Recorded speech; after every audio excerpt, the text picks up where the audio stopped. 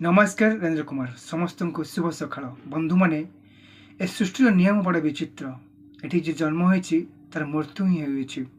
पशु पक्षी कीट पतंग समस्त मनुष्य पर्यंत समस्त दिने दिने मृत्यु ही होता है। जन्म अर्चित मृत्यु ही होता है।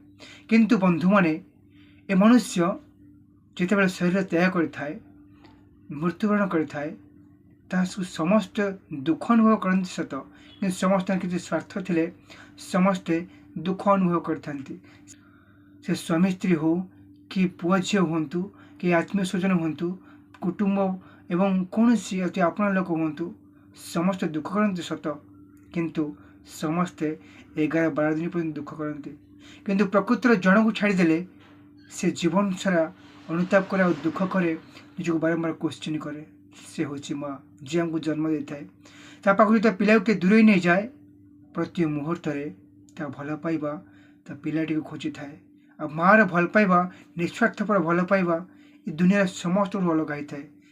बंधु मैंने आम आज काली चली जावा जदि आम पाखे माँ अच्छी जदि माँ पाखर आम चली जाती से गोटे लोक जी कि जीवन सारा झुरी झुरी से दिन ऊपर चली जाव से हूँ माँ।